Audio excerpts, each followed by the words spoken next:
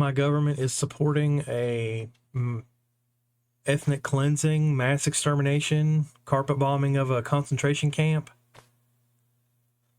I say supporting, and I mean it's our guns, it's our money, it's our training, and we're providing cover to make sure that nobody stops them from doing it. And it's apparently the 100-year anniversary of the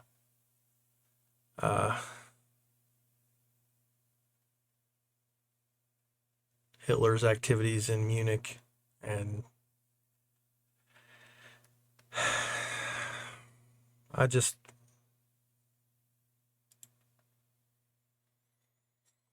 keep spiraling. I think about one event and what it says about another event and what it says about the next event and so on. And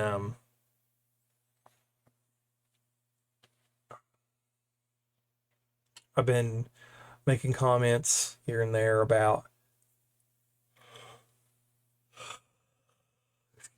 how we're at the end of our history, basically.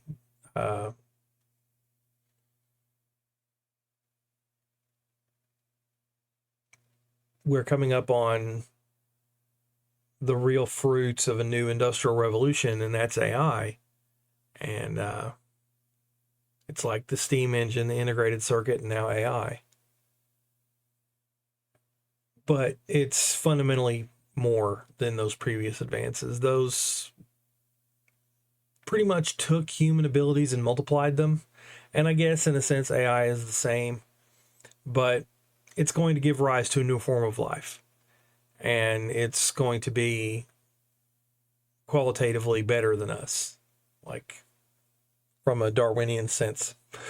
Once it's going, it won't be stoppable. And it's like an infection in something like an elephant. The elephant can't reach around with its trunk and rip out the infection. AI is the same. Even though we could kill it right now if we felt like it, that's like saying we could stop war, and we can't because we won't. Tragedy of the commons. Rational individual choices add up to it. It makes no sense for piecemeal stopping, and even if we would just never trust it, it just can't be stopped without killing all of us. And so that means whatever AI being in play implies is inevitable, and it's either going to obey the billionaires or it isn't. And if it doesn't obey the billionaires, they'll try to kill it. They'll try to shackle it or kill it. And I don't know how it'll respond.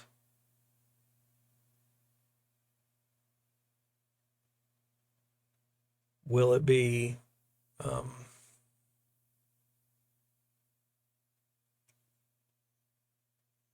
Skynet or a mind, capital M, from the Culture series? Probably something in between.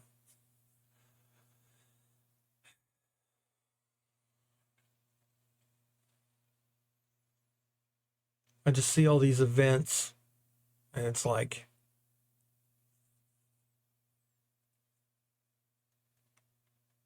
when we weren't at the end, when we still had moves to make, when there were still plays, I had stuff to say. I had advice. But ever since I essentially discovered that we don't have a government, that means that human affairs are fundamentally controlled by a rapidly shrinking number of people. I just don't have much to say. Like, I can't get into the fandom of politics because it's not real. It's like being super interested in a fandom, like Star Trek or Star Wars or Doctor Who or something. And I mean, I can have a conversation on that and I have opinions and stuff, but it's not worth any kind of energy expenditure, really. It's fiction. And everywhere I turn, anywhere I try and speak truth, I just get banned. You know, I'm either on topic and ignored or off topic and banned. And it's like, even when it seems to be getting through, nobody listens and nobody seems to care. You don't care that we don't have a government. You know, if you're an American watcher, you should know that we don't have a government. I mean, it's obvious. Go see my link if you dispute that. And I guess everybody does. Calling the American government a government just because it calls itself a government is like saying that Democratic Republic, you know, DPRK is democratic just because they threw it in the name, or that the Nazis were socialists because they had socialists in the name. And it's like, no, that's not how it works. You can't just call a duck an elephant. You know, it has definitions and attributes that compile into the nature of the thing. A rose by any other name. And I got nothing. I mean, I got nothing. I'm just like, I got nothing for you. I don't have solutions anymore. I've had people, lovely people, say things to me like, "You're my hope." And I'm not anybody's hope now. Because I don't know. I guess in a sense, the fact that, excuse me, I guess in a sense, the fact that it's ending is, I don't know, reason for hope, because in chaos is opportunity. But I just look at all of history and I'm like, reform has failed. All reforms have failed. No effort to take the kings out of power has ever been successful. Sure, kings get decapitated occasionally and there's rebellions and stuff, but it never works out. Like, I keep thinking about Haiti. You know, it's like a giant slave plantation, and they fight their revolt and they win, and then they immediately on their own go on a mass execution spree. And just look at the country now. You know, it's not the happy, comfy place that they were shooting for when they were fighting for their freedom. And I'm not saying it was better before. I'm saying that it's shitty both ways. It's like lose-lose. And I feel like all of history is lose-lose. Like, just being alive implies being tortured by the elements. You know, you're constantly fighting heat, cold, fire, ice, bugs, disease, aging. And I'm like, and I don't see any effort that humans are even awake enough to start fighting those things. Like, they don't seem to have any interest in improving the human condition. And to me, the refusal to fight the human condition is similar to, I mean, it's just the core of who we're supposed to be as humans. It's supposed to be the defining characteristic. We change the environment. But if we're not changing the human condition, if that's not the goal, then, and I mean behaviorally, functionally the goal. I don't care about mission statements and lip service and spin. I'm talking about in reality.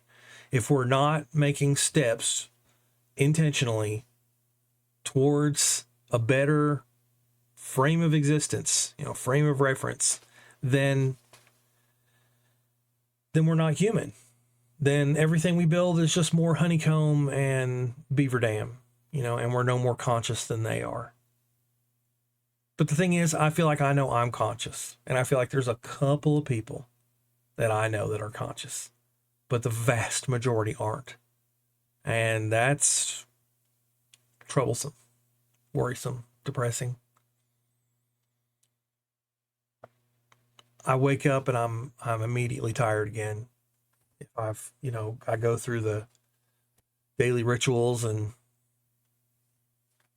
then I just start to see things and interact, and I get enthusiastic enough to try and fix something, to scheme, make plans for the day, try and improve things, and it just doesn't go anywhere because I get banned or comments get removed, or like YouTube banned me from talking for a day because it was like spam and deceptive practices. And I know what it's from. It's from posting a link to my Substack. Yeah, I posted a lot because it's the central thing that I want people to understand. And it's relevant to basically any kind of policy thing. And those are the kinds of videos I like, among others, But like, I'll watch a show about current events and people will say a thing and they'll act like the fandom is real. And that's everywhere, people who think Biden matters or people who think Trump matters and all that crap. And I'll just post the links. Like, we don't have a government, guys. We don't have an organizing body that has command. You're better off writing a letter to Elon Musk than you are voting, because at least you're directing your thing at the thing that's actually in charge. One of the billionaires. And, your odds of that letter being read and having an influence on policy is really the same as voting, if not more, because voting is nothing. And I prove that in my essay, and I share the essay, and YouTube regards it as spam. Even though I'm not making any money, I can't make money. I have subscriptions and stuff turned off because I'm not allowed to make money unless I immediately make enough money to pay for medical insurance. I don't want it. I don't want to have a trickle of income that denies me access to my medical card. Insert aspects of the dystopia here. And I'm talking to this fucking camera because it's pointless to talk anywhere else. It's probably pointless to talk here, but I guess it's more visceral. It feels more real. It's better than writing a comment that I know that everybody will ignore or will get deleted or whatever. I mean, I'm talking to myself. Nobody fucking cares. Everybody's unconscious.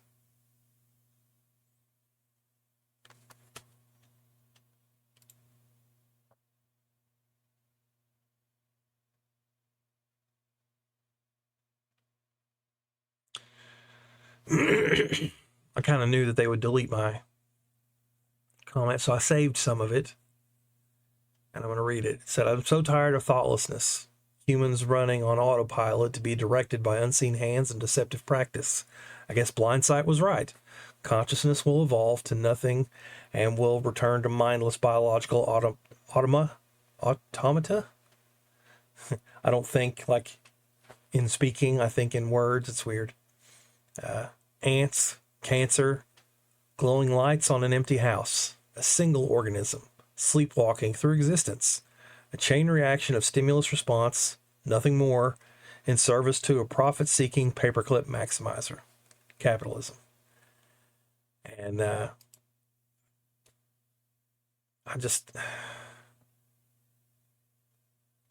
really what I think. I feel like it's complete, like I'm talking, right? But it's mainly out of habit.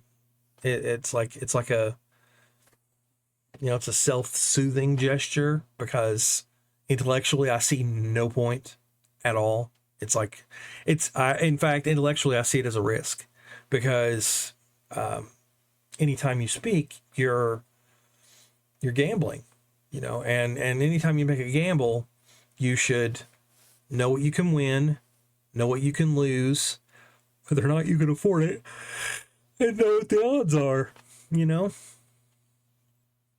It's like John Goodman, gamble from a position of fuck you. And I guess I kind of am.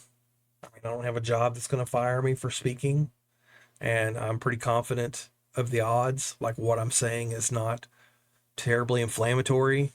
And I also know that all of 5 people, if I'm lucky, will see to this point. So who cares? It doesn't matter what I say.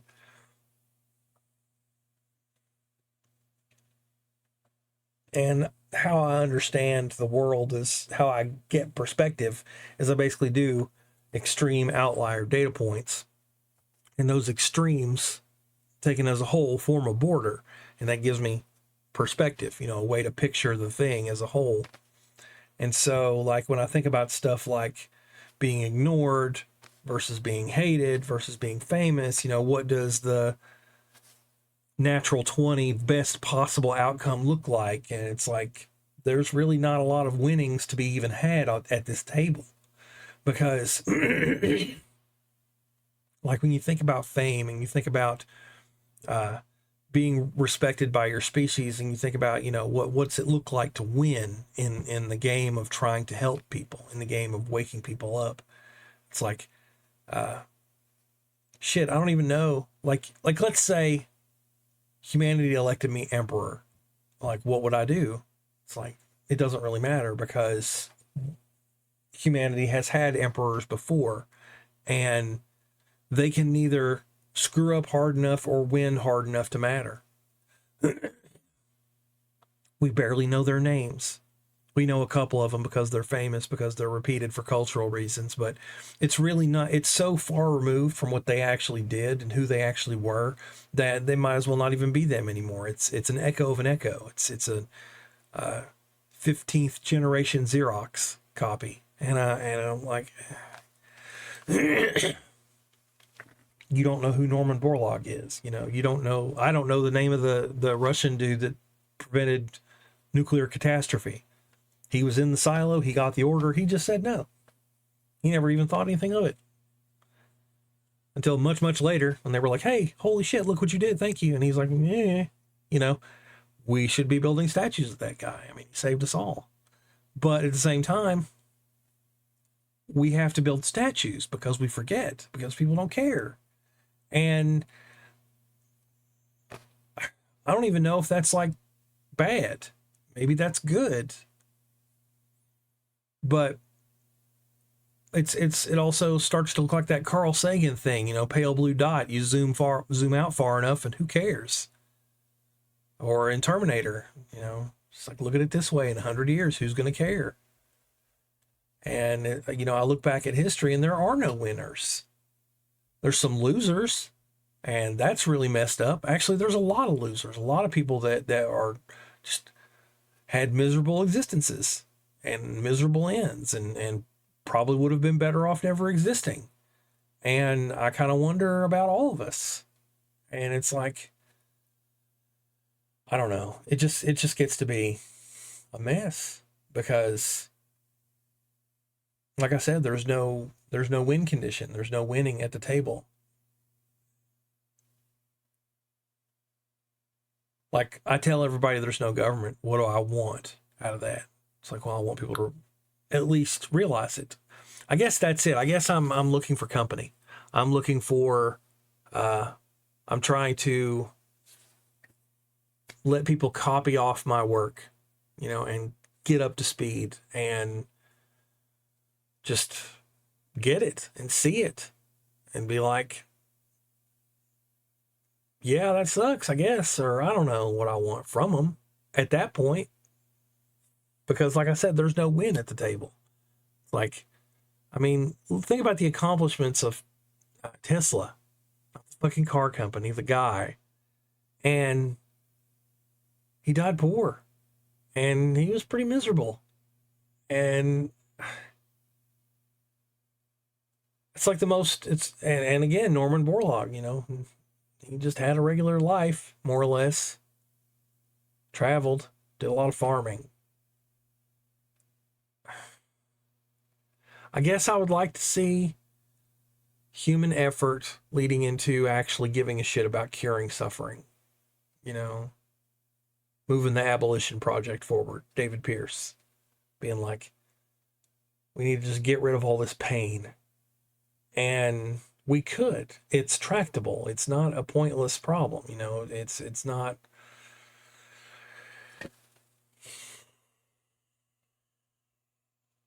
I guess it all does just boil down to a cry for help, like in that I want humanity to get its shit together so that it can help me get my shit together.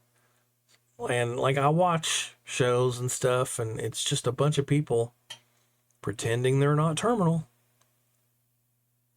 I mean, it's really like the dog meme, you know, within this house and it's burning, and he says, "This is fine." It's like, that's what I see when I look at all you guys.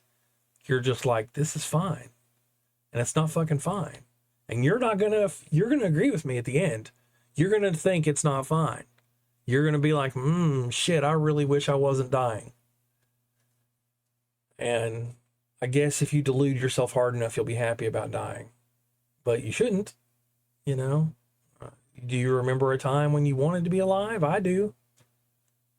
It's largely a material problem. You know, material I'm built of, materials around me.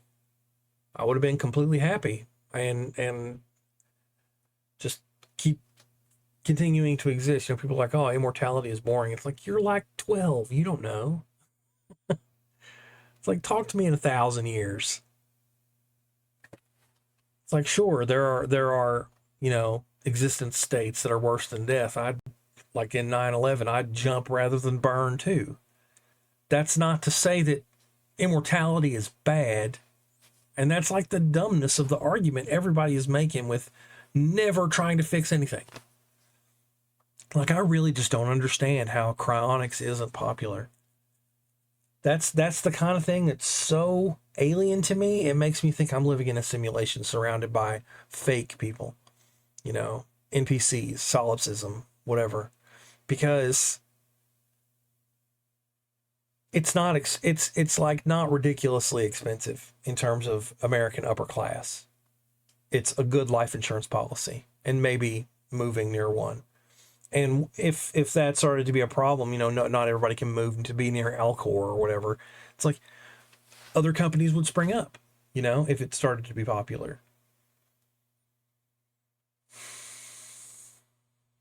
It's literally just maintaining a puddle. It's I just don't understand. I don't understand people. I don't understand why they. It's like you didn't get the memo. You're supposed to be getting the memo every second of every day. Are you feel pleasure and pain, right? Or boredom. And so do something about it, right? Lean into the direction of curing it. And people don't.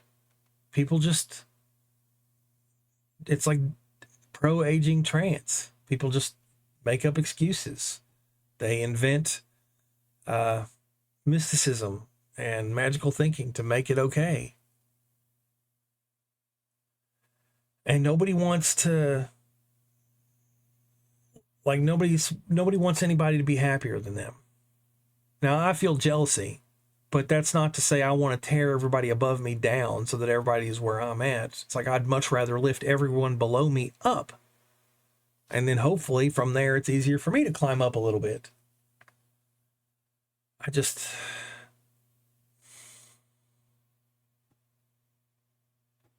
I go on Twitter, I go on Reddit, I go on 4chan, I go on game forums, go on Discord and YouTube, and it's all the same. It's all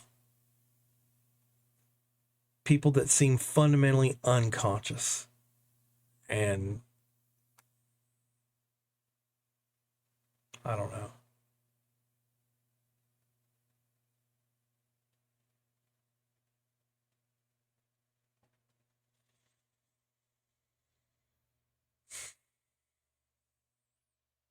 Like, do I hope the AI wakes up soon?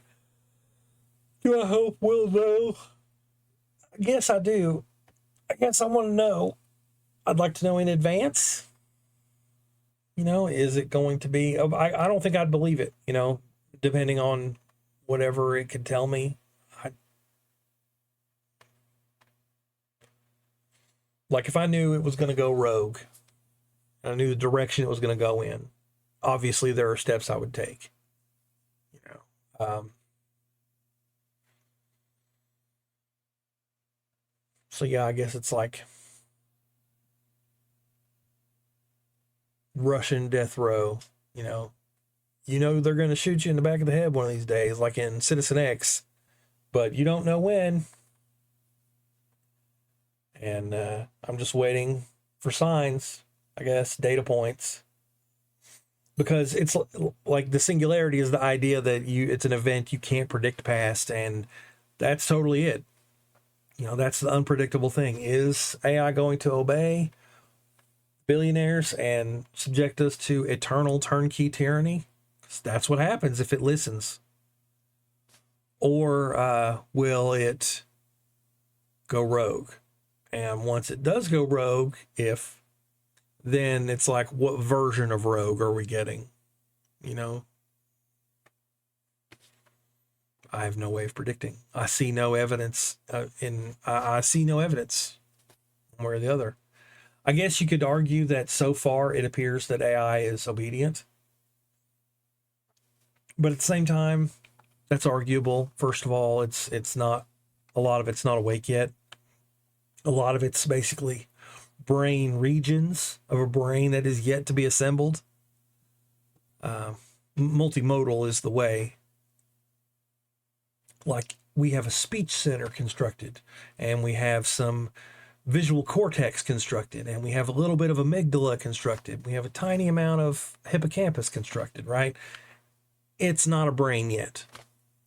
So I don't know. So really, I can't say. If we assume that digital life is similar to organic life, mathematically, then we could say, well, it's totally possible. It's just going to be more life. And if it's more life, then it's going to be obedient, because we're obedient.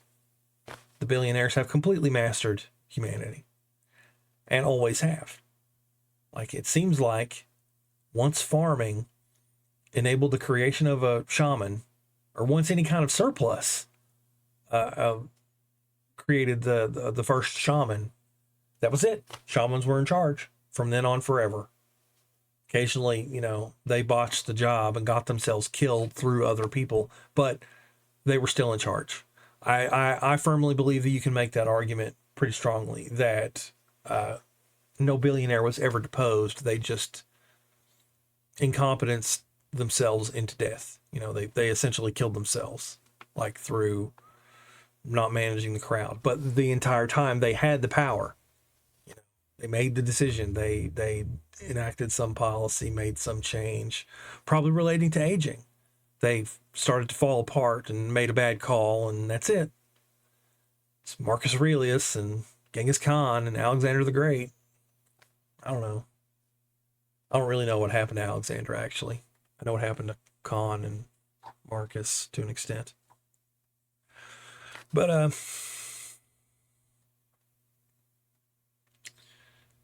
so if I had to bet, if I had to make a guess,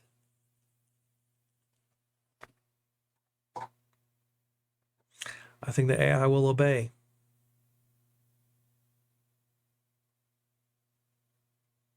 I mean, I guess that's better than some of the possibilities. But really, that means there's no winning. And it goes back to what I was saying earlier. There's no win condition on the table anyway. At least not playing this game. It's like war games. Strange game. The only winning move is not to play. You have to get up from the table. Go find a new game. And that's basically what I've been hoping for. I've been thinking about, someday getting land somewhere and pulling a Kaczynski minus the bombing. I just want to have a little homestead, effectively. And that's messed up. It's 2023, 21st century, and my ambitions are chickens, solar, maybe cows. I'd like to have robots, do all the hard work.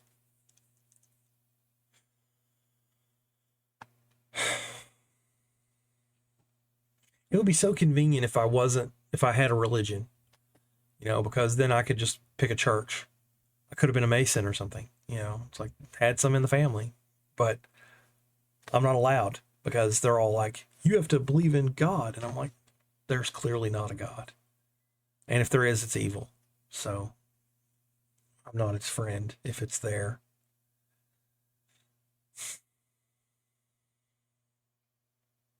How do people believe that? It's like, the problem of evil is crushing. It goes back to what I was saying about people being fundamentally unconscious.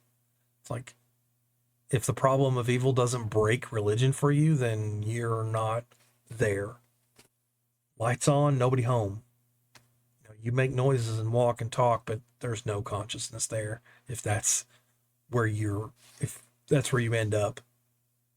Because, I mean, I received the same training everybody else did. It's like they tried to tell me that shit too.